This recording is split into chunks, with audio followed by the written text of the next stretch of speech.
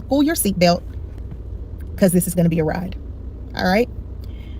On January 5th, 2020, I contacted a restaurant called Phil and Derek's here in Houston. My best friend at the time, remember, I'm not saying anybody's government or real name or nickname or what have you. My best friend Naya was in town for her birthday. Her birthday is January 5th. And we wanted to do brunch. We wanted to do Sunday Fun Day. We had an agenda that day, but we did not have any reservations at all. So I took it upon myself that morning to contact Phil and Derek's. And when I called, a gentleman answered the phone. "Thanks for calling Phil and Derek's. This is Jared. How can I help you?" I said, "Hi, Jared. My name is Jillian. I'm trying to call to see if I can make a reservation today for a party of 5. Jared says, "Oh, that's impossible, Miss Jillian. We don't have any reservations, like same day reservations. I mean, it's really busy on a Sunday." I said, "Man, come on. It's my best friend's birthday. She's just in town until, the morning, or it was like Tuesday or something." And I said, "Please, you sure you can't squeeze us in anywhere?" He put me on a brief hold. He came back to the phone and he said, "I got you." I said, "Bet, my dog. I appreciate that." And he said, "Hey, but when you come, bring me a Powerade." I said, "A Powerade?" He said, "Yeah." I said, "What color you want?" He said, "Blue." I said, "Bet." All right. So I round up all the girls. It's 5 of us. Hop in the truck. We drive to Phil and Derek's. We get there, I think, around 1 o'clock. I think the reservation was for 1. We go in. Actually, we didn't go in. I hopped out at the valet. I think I was the last one to get out of the truck, but I had the blue Powerade in my hand. And I saw this man walk outside, and he was dressed as if he was a part of the staff at Phil and Derek's. And so I walk up to him and I said, "Are you Jared?" And he says, "Yeah." He said, "Do we know each other?" I said, "Here, your Powerade." And he was like, oh, you bought it." I said, "Yeah, I did." I said, "I wasn't gonna forget about you." So we broke contact. I go in, we get seated at the section, we eat, we laugh, we talk, we drink. A guy, fine ass man, walk up to me that was sitting at the bar. He was telling me his life story. "Hey, baby, I work in the oil and gas field. I got that bread, I got this, I got that." And I'm intrigued. I'm like, "Oh, okay, boo, take me out, do something with me." So Jared walks up and Jared says, "Hey, man, she already married." I look at my homegirls. I said, "I'm married." I don't see no. I said, "Sir, I don't even know that man." I'm capping at this point, because of course I just brought you a Powerade. But we was in there for a couple of hours, and so he had spotted me from the side of the room talking to a whole nother man. So he comes over and he tells him that. So we leave Phil and Derek's. We go to the address. We party. I'm in there, bottles. Just us doing what we doing, celebrating a beautiful woman and making it another year. So my best friend leaves that Tuesday, and I eventually start to have a beeper. I go to the CVS Minute Clinic. I go in and I'm like, "Hey, I'm sick as a dog. I don't know what's going on. Y'all, what's going on?" They check me. They say, "Well, you don't have influenza A or B. You don't have, pneumonia." They were just telling me I didn't have any of the normal stuff. But in 2020, nobody knew what the fuck COVID was. I had COVID, because guess what? Naya had came in from Dubai. Most people that were catching COVID at the very beginning, they was catching it from people that was coming from out the country. So, case in point, I was sick as a dog. I want to make it clear that I did not have Jared's number or any way to contact him after I left Phil and Derek's that day. We didn't exchange numbers, any of that shit. I'm gonna just put that out there. So of course, it's gonna be parts of the story that's gonna make me really look dumb. I ain't gonna lie. I done told y'all this before. This is a disclaimer. So I'm sick as a dog for a good 2 weeks. All right. One day it fell on my heart to call Phil and Derek's again. So I called up there and I said, "Hey, y'all got a manager there by the name of Jared?" And they say, "Yeah." I said, "He there?" They said, "No, he not here." They said, is there a message that I could leave for him?" I said, "Well, to be honest with you, I really want to leave a good review because he took care of us. He made sure that we had what we needed, yada, yada, yada." And so they said, "Okay, let me write your name and your number down, and I'm going to have one of the owners to call you back." So one of the owners did contact me back, like within the day. And just for this story, her name is Maria. Maria contacts me and she says, "Hey, I got your number and your name, and they told me that you want to make a review on one of our managers." And I said, "Yes, Jared was amazing. I appreciate his customer service. We from Mississippi, so we know about being hospitable, and we just wanted to thank you and to thank him for just a lovely evening, a lovely, brunch or what have you." And she said, "Okay, I'm gonna definitely pass the message along. Thank you so much." We ended the call. I called back up there again, because at that point I was trying to figure out in my mind why that man had told that man that I was married. Where he get that shit from? He knows something I don't know. So I called back up there. I said, "Hey, may I please speak to Jared?" And the man said, "Hold on one second." Jared picked up the phone. Hello, this is Jared. I said, Jared, I don't know if you remember me, but this is Jillian, the one that brought you that Powerade 2 weeks ago. He said, yeah, man, what's up? I said, how you doing? He said, man, I'm good. We just busy, man. I said, that's cool. I'm not going to hold you too long. I said, but I have a question for you. I said, I don't know if you remember this, but that Sunday that I came in there, a young man was speaking to me, and you walked up and you told that man that I was married. I said, now, why would you do some shit like that? I said, I was really trying to get that man number. And that's me. I'm ignorant like this. So I asked the question. I said, why would you say something like that to him? He said, well, dudes come in here all the time, and they be, on women, and women really don't be interested. So, I felt, I could come over there and kind of relieve you a little bit because I ain't really think you was feeling it, nigga. I said, oh, okay. He said, but I got to get back to what I'm doing. Is there any way that I can get your number, or I can give you my number, and then, we can talk offline? I don't really want to be on these folks' phone. I said, oh, that's cool. He gave me his number. And so we started chit-chatting. We started talking. Maybe about a week later, that's when everything started to shut down here in Houston because of COVID. Now, part 2 is where it really gets going. Part 2 of the lies he told. So we exchanged phone numbers, and we immediately start texting. About a week later, that's when we find out that the city is on shutdown because of COVID. So our very first date, red flag number 1, because it's going to be several, just so you know, it's going to be several. First red flag, hey, if it's okay with you, I'm gonna be at work all day. Is it okay if I pull up on you? We can do dinner at your house. You don't have to cook. We can order a pizza, something like that. And I said, okay, cool. My son, the only son that I had at the time, which for this series, his name is Walker. Walker was with his dad that day, so I had the house to myself. It had to be a Wednesday or Thursday. So I ordered the pizza, and he showed up. And so we sat, we talked, and we began to start having engaging conversations about who we were to one another, such as, hi, I'm Jill, I'm from Mississippi, I have 1 kid, yada, yada, yada. All right. When you initially have a conversation with someone, you don't expect them to give you any information that's not true, right? So this is how our conversation went. Jared tells me that he was originally from Louisiana. He was born and raised in Louisiana. His grandmother, raised him. He had a daughter. He had been married before, and his ex-wife cheated on him.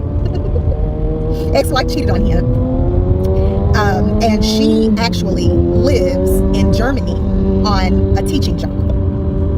He told me that he had a house with his ex-wife in Humble, Texas. He told me during this conversation, this is our very first initial conversation over pizza. He told me that his mother was a physician. He told me that his mother had him at such a young age that, of course, his grandmother had to raise him. Of course, it's believable. Of course. He told me that he went to culinary art school at the Arts Institute. He stated that he had 3 vehicles, that his credit score was amazingly high. And he also told me that his lease was about to be up at his apartment, and he was getting ready to move out. And one last thing that he told me is that he used to play football. Not arena football, but he used to play football in high school. Okay. Also, in addition to going to the Arts Institute for Culinary Arts, he also said that he graduated from U of H, which is University of Houston, with a degree in hotel management. I believe he said hotel management. By him being in the restaurant business, I definitely believe that. Okay. As the time goes on, as the parts come, as they start to move, I'll be exposing most of it. And if I remember other things, I'll make sure to let you know. So, like I said before, this was our initial conversation with one another. I told him, I said, wow, that is impressive. That's a lot. He also told me that he had, money in his savings and stuff. He's a great saver. He knows he's financially stable, things of that nature. Okay. I said, okay, cool. No problem. That's awesome. I said, so the 3 cars, where are the 3 cars at? I mean, I've only seen you in the Camaro. And he was like, yeah, I keep those other 2 at my mom's crib because, I live in an apartment complex. So, I don't want to have all my cars over there. Okay, bet. That's understandable. I got you. I said 3 cars. That's crazy. All right. So the night goes on. I'm not going to sit here and cap one night. If you follow me, you follow me. That was a one night. And that man never left my house. He went to work.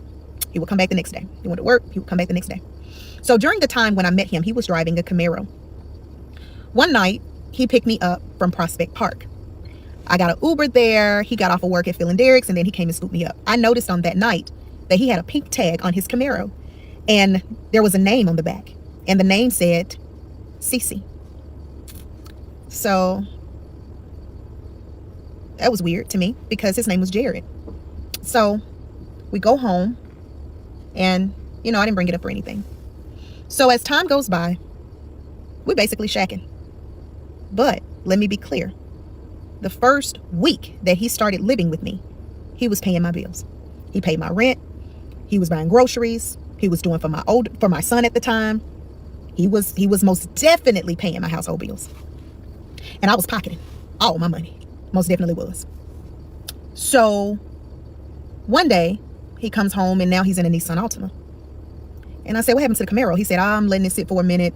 I need to get some tires on it or what have you. I keep spinning out trying to come home. So, I'm going to just let it sit. So now, I'm going to drive the Nissan. I said, okay, cool. I remember you saying you had a couple cars. I said, so what a Camaro at? He said, oh, I got it sitting over in my mom's crib. I said, okay, cool. He says, so I really would like for you to meet my daughter. Now, he told me on one of our initial conversations that he goes and he sits at the grandmother's stop sign to get his daughter from school every day because her mother cannot do so. I said, wow, you pick up your kid every day? Like from the bus? He said, yeah, she's out there in Humble. So I drive out there to Humble, make sure she gets off the bus fine and everything. And then sometimes, I go and take her to get something to eat, and then I just run her back to her mom's. But she's going to school in her grandmother's district. It never dawned on me to ask him why grandmama can't get her off the bus. Never dawned on me. So I said, okay, cool. And so I noticed that he worked extremely long hours. And when I mean extremely long hours, I mean he would sometimes leave at 6 a.m. and he wouldn't be back till like 2 a.m. the next morning. When Phil and Derek's, they stay open until about 2, but he would say, no, we got inventory, babe. We doing this, we doing that. So of course, when you're in a restaurant business, I know, they have long hours. I do know that. So I ain't knock him. I ain't asked too many questions at the beginning because I was like, surely he working. He paying these bills, he working. I ain't worried about it. That's why I fucked up. I didn't ask shit. And I'm going to tell you now, when I get to part 3, you'll start to see the lies he told. Part 3, the lies he told. So one day I said, babe, since you're going to pick your daughter up, how about you bring her back to the house and we go get something to eat? I got Walker. Let's just go and get something to eat. He said, okay, let me hit her mom up. Let me make sure that's cool. I'm gonna let you know something. So he calls me back about an hour later. He was like, babe, I'm bringing Cece. Cool. So he brings Cece to my townhouse at the time. And I say, all right, let's go to Toro, hibachi spot around the corner, because my baby love hibachi, right? So Walker is excited to see this baby. However, Cece is very quiet. She's very weird. And I hate to say this about a 7-year-old baby, but I know children, and I know when children are fearful. And this baby was scared. So I said, babe, does she talk? Like, is she okay? And he was like, yeah, babe, she just quiet. She quiet like a daddy. I said, okay. I said, that makes sense. So I said, baby, get whatever you want. I'm gonna pay for it. Get whatever you want. Now, at this point in time, I did not know what I know now. So I'm embracing this baby because I'm like, you know what? If I'm gonna be with this man and we, having talks, because at this point we was having talks about a family. I said, I love kids. I'm accepting of her. Hell, in my mind, I'm trying to figure out what size this baby wear in clothes. That's just the woman I am. So we all eating. I noticed that she not eating. I said, what's wrong with her? And why did she get steamed rice? And all of us got fried rice. He was like, she don't like fried rice. She don't like fried rice. She don't like a lot of stuff. I said, okay, so she picky. That's cool. We go and we take her to an apartment over by the mall. I never forget it. And we drop her off. The next morning, that nigga wake up in a rage. I'm in the bathroom. I didn't know what was going on. So I come out and I say, babe, what's wrong? You good? I'm thinking there's something going on at the job. He in a hurry. He putting on clothes. I said, babe, what's wrong? He said, man, her mama come texting me talking about, I lied to her talking about it was just gonna be me and her going out to eat last night, and Cece went home and told her mama that I was out to eat with you and your son, and now it's the whole thing, and now she won't even let me see my daughter no fucking more. Man, I'm so tired of this shit. He throwing shit, and I said, man, wait a minute, hold on. I said, now woman, I can holler at her for you.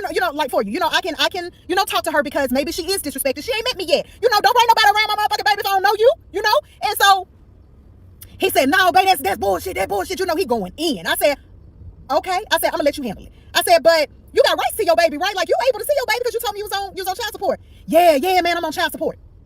I said, okay. Matter of fact, every time I look like that, just know it's something behind it when I look like that. I said, okay, well, child support order, you get visitation rights. She can't deny you your baby, man. I said, and, I understand that you still trying to get this baby your last name or whatever because of how the situation went down. Let me explain to you how he told me the situation went down of him finding out that Cece was his baby. He used to work at Buffalo Wild Wings for 12 years. That man said that a woman started working at Buffalo Wild Wings and she and him had a thing. She ended up getting pregnant, but he didn't know that she got pregnant because she left Buffalo Wild Wings before she got pregnant. Obviously, they had a one night stand. And he said 4 years later, she walks into Buffalo Wild Wings with his daughter and said, meet your daughter. This is your daughter.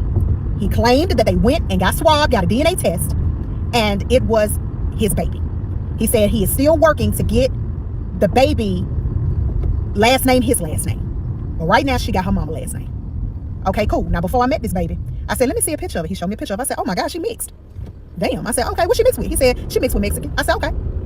I said, show me a picture of her mama. He showed me a picture of the mother. But it's always a naiveness to their madness, because when he showed me her page, it was her Facebook page. And I always remember names. I'm going to remember names, numbers, street numbers, all this shit. I'm going to remember all of that. So I remembered her name. So by this time, I said, okay, well, let me know if there's anything that I can do to help you. Let me know. Another thing about Jared is he never wanted me to meet his family.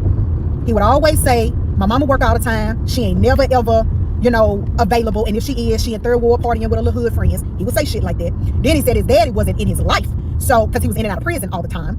And his grandmama raised him. So, he didn't really know what his daddy was. I said, okay. Out of the blue one day, he got in contact with his daddy. And he said, babe, you want to meet my dad? Absolutely. Absolutely, I want to meet your father. We went to go meet his daddy. I took pictures with his daddy. Matter of fact, I had the same dress on when I met his dad. Sure did. By this time, mind you, this was maybe 3 or 4 weeks after I had met his daughter. I said, hey, we got something to tell you. He needed to see his daddy because he wanted to tell his daddy that he had a baby on the way. Whole time that we was there, I ain't never said shit about the daughter that I had met. Never said nothing because we was too excited about our new baby that we were about to have. He said, man, you gonna go put a ring on it and everything. And he's like, hell yeah, this my wife now, shit. Okay. So his dad started calling and checking up on his new daughter-in-law. He called me one day. He said, hey, baby, how you doing? I said, Pop, I'm good. I said, everything going well. We got a doctor's appointment set up after we leave Mississippi, because at this point, I'm going to take homeboy to go see my folks in Mississippi, because at this point, you got to meet Mr. Daddy. You got to meet my daddy, okay? And he was like, okay. I said, and speaking of, I forgot to tell you when I saw you that I had met your other beautiful granddaughter. He said, Chucky daughter? I said, Chucky? He said, yeah, my daughter Chucky. I said, no, not Jared, sister. I said, Jared baby. He said, Jared baby? I said, yeah, Jared daughter, CC, man, stop playing. He said, Jared ain't got no motherfucking kids. I said, man, Jared has a 7-year-old daughter. Maybe you confused because, you've been in and out and stuff. And he said, I ain't been in and out that damn long. And to be honest with you, he said, I'm gonna just tell you this. My nephew told me when I was locked up that Jared is a stone cold liar. He said, so I'm gonna tell you right now, ain't no way in the world Jared would have had a baby without telling his mama or me. Ain't no way he would have done it. He said, have you talked to his mama? I said, I ain't never met his mama. He said, exactly. Now, I got to go to church, but part 4 will be coming tonight. Stay tuned. Okay, guys, thank y'all so much for allowing me to go to church. Jesus. All right. I'm gonna dial this thing back. You guys have a lot of valid questions, and I know that I left a lot of things out, but I did not do it intentionally, because I'm sitting around here trying to give y'all a low-level overview of my story when I really supposed to be giving y'all every specific detail, and I apologize for that. So let's get back to it. At the very beginning, I told you guys that the brunch occurred on January 5th of 2020. After the brunch, I got extremely sick. My best friend left that Tuesday. By that Wednesday or by that Tuesday night, I was already running a fever. Went to the Minute Clinic. They told me, hey, it ain't the flu, none of that stuff or whatever. Nobody at this time knew about COVID, okay? I'm almost deathly ill on the couch for a good 2 weeks. My kid wasn't here with me or anything, so I was basically trying to fend for myself. I started feeling a little bit better closer to maybe the end of January. I remember where I was. I remember making the phone call to Phil and Derek's and asking for him and to say, hey, I want to put in a good review on him. Then I remember getting the call back from the owner or the co-owner. And she told me, hey, we appreciate that. Boom, boom, boom. I called back shortly after. This was not in the same day, guys, but I called back shortly after. And I got his number. I'm not going to say that it was the same night, but it was shortly after. He said, hey, I'm working like crazy. Let me come to your house. We're going to order pizza. We're going to talk it out. And that's what happened. Every day after that night, he did not leave my townhome, meaning that he would go to work and he would come back. Okay. That one-nighter did produce a little beautiful 3-year-old. It did. Okay. I just want to make that clear. I'm really not too concerned about the dates right now or the months or whatever, because I'm trying to make sure that I give you guys this high level overview so there won't be any discrepancies in the story, because I am telling 100% truth on this shit. Can't even sit here and make this up. When I met the daughter in February. We went out for hibachi because someone commented and said, well, the shutdown didn't happen until March, sis. Cool. I appreciate that. Because, see, the shutdown for me happened when I didn't go back to work after I got sick. Okay, so the Houston shutdown probably happened in March. But at some point when people started getting sick early or mid-February or early or late March, or late February, Philadelphia was doing like small capacity. Like you couldn't go in there and do brunch on a Sunday like we normally do. And, the DJ in there, that shit wasn't happening. So like I said, again, I will probably be off about the dates. I apologize about that. We took the daughter to eat. And then shortly after I met his daughter, I met his dad. Okay. I met the dad in February. All right. When I met the dad, I knew when I met him that I was pregnant. When I met the daughter, I did not know that I was pregnant. Okay. So with that being said, I want to start part 4, but I also want to clarify something else that I did not tell you guys. I met his dad in the latter part of February, but on February 28th, he proposed to me on the side of the bed. There was no, exotic engagement or whatever, like, hey, will you marry me? You're about to have my child. I want this for life with you. This is for lifers. All that shit. Yes. Okay. I said yes. I remember going to the nail shop that day. Facebook blowing up. Instagram blowing up. Yeah, she getting married. Yada, yada, yada. I remember all of that. Okay. So now we're going to enter into how the rest of the conversation went with dad. But we're also going to tap into another thing, because now I am going to talk to you about the ex-wife and the story about that. Okay, guys. Part 4 of the lies that he told. So I quickly get off the phone with his daddy, and I remembered that I saw the girl's Facebook page, the alleged baby mama. So I go to her Facebook page and I start stalking. I did find a picture of Cece on her page, and there was a comment that was on that girl's picture, and it was from an older African-American woman. That lady commented and said, look at Granny's baby. The woman had Cece's last name, and the mom had Cece's last name. So at that time, I knew, ain't no way this could be this boy's biological baby. I waited for him to come home, and I said, Jared, I have a question for you, and please believe me that if I ask you a question, I already know the answer to it, so please don't lie to me. I said, is Cece your biological kid? That boy looked at me and he said, yeah, that's my baby. I already told you about, the Buffalo Wild Wings. I said, I hear you. I said, but let me tell you what I found out today. Today, I contacted your father and we had a conversation. And that conversation went a little bit about him asking how I was doing. And also I told him that I had met Cece and he had no idea who Cece was. He told me that you don't have any children, Jared. So are you going to be honest, or I need you to tell me what's going on. That man looked at me and he said, that ain't my baby. He said, but I was with her mom for some time and I was about to get ready to try and help raise her because her dad is in jail. Her mom is still legally married to the father of that child. And I got so close to her and her baby that I told her that I would take responsibility as a man to help her raise her baby. And I looked at that man and I said, so you mean to tell me that you went and picked up another man's baby and claimed that child as your own and brought it to this situation? And why would you do that? Why would you do that? I mean, because, I said, but you also told me that she was on child support. So that was a lie too? Like, you're not on child support? I give her, I pay half of her rent. I said, you pay half of her rent? You pay half of this woman's rent, Jared. Yeah, I'm doing the best that I can to try to help her. Y'all, all of that was a lie. That man was not paying nobody's half rent. He was not doing that. So that was the very first lie that I found out quickly. But as this series progresses, you will find out how many lies this man has told me. And they don't stop there. Part 5 coming up. Part 5 of the lies he told. So time progresses. We ended up going to Mississippi.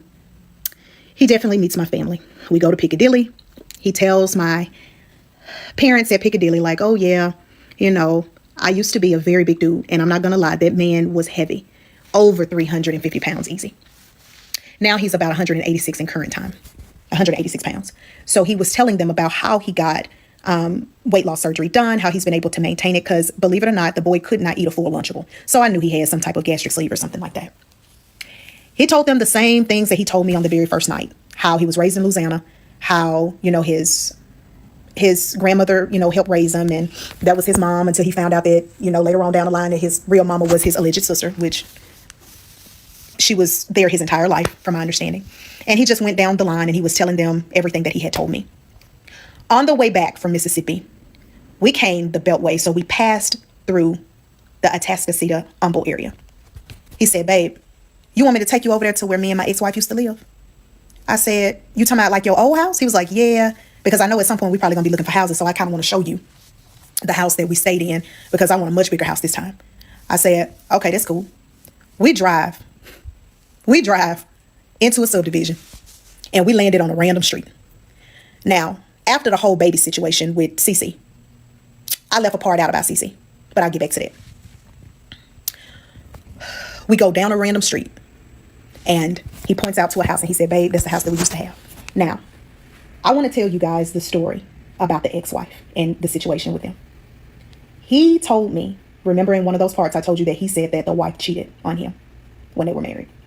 So the storyline about the ex-wife is that he was working out of town because he was training for different Buffalo Wild Wing restaurants that were up and coming in different local cities like Austin, San Antonio, Dallas. He's doing that.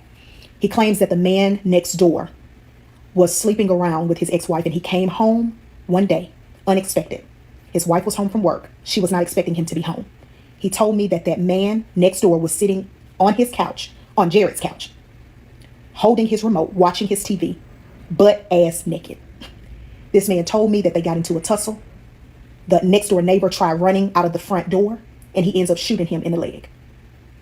I asked Jared, did he go to jail for that? And he told the officers that it was self-defense and they let him off. He did not do any jail time because of that, because the man was technically in his home. I believed that story. I did, guys. I believed it. And I know it makes me look like a fucking fool, but I did. I believed it. I really believed that that woman cheated on him and he shot that next door neighbor in the leg. I really did. We pull off that street and we head home. Before we could make it home, I was on my phone on Harris County Appraisal District. I was smart enough this time. I'm dumb about a lot of shit that's gonna occur on this series. But I was smart enough to get the house number, the name of the street, subdivision, all of that. I punched it into HCAD, property search. The same owners have been owning that house since 2011, since that lot was sold, since the bricks was put on that motherfucker. It was already there. Nobody, no other couple had that house. I did a little bit more deeper research. I took the owner's name and I plugged it in Facebook.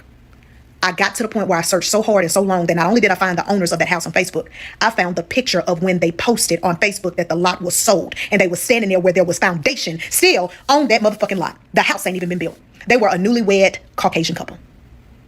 And that was not a picture of Jared and his ex-wife. We made it home. I got out that car. I came upstairs. I got in that bed and I put my head to the back of that headboard. And he said, babe, you feeling okay? Because mind you, I'm pregnant. And I looked at him and I said, I have a question about that house. So, with that house, when you moved there, he told me. I said, you moved there, it's on so-and-so date. I said, and you and your ex-wife used to live there. Yeah, babe, that's where we lived. I said, okay. I said, so who is Ashley and Justin? He said, I don't know Ashley and Justin. I said, because Ashley and Justin been owning that house since 2011. He said, babe, where you get that from? I said, because this HCAD. And I turned the phone around. I said, because this is HCAD. You never owned that fucking house. So who is Ashley and Justin if they're the owners of the house? That man told me, babe, man, I don't even want to tell you this. I said, tell me what? All right, man. When me and my ex-wife split, Ashley and Justin let me crash in their garage. They got their garage set up like a man cave. And to be honest with you, babe, you saw the boxes in the garage when we passed through there. That's actually where I stored my shit at. I said, Jared, I don't even believe that you know Ashley and Justin. He said, babe, I used to work with Justin at Buffalo. Again, it's another Buffalo Wild Wings. I said, Jared, yeah. I don't know how much more of this I could take, babe. I promise you. I promise you ain't lying. I said, okay, cool. He got so upset and so angry because I kept saying, all right, cool. All right, cool. Don't even worry about it. Okay, cool. He kept getting so angry that he ended up storming out of that house and he was gone for hours. I have no clue where he went. So now that we have talked about the supposed house that they lived in, let me get to the part about the ex-wife. So I asked him, I said, and you say that you got married when? He told me a date. Might have been 2015, 2016. I said, and you said her name was Paris Wood. He told me her last name. We're going to say it's Pierce Williams. I said, why ain't no divorce decree for you and Pierce? He said, we got married in Louisiana. I said, oh, okay, y'all got married in Louisiana. I said, okay, I ain't checked Louisiana. He said, oh yeah, if you check the records, they do. I said, okay, bet, I'm gonna check them. I'm a damn sure check them. He said, why are you asking me all of these questions? I said, because you done lied about having a daughter. You done lied about the house. Now, if you do have an ex-wife, I really kind of want to know now what really happened with y'all, because ain't no way in the fuck you done shot somebody. Ain't no way you done shot nobody. So now, let's move into the ex-wife story.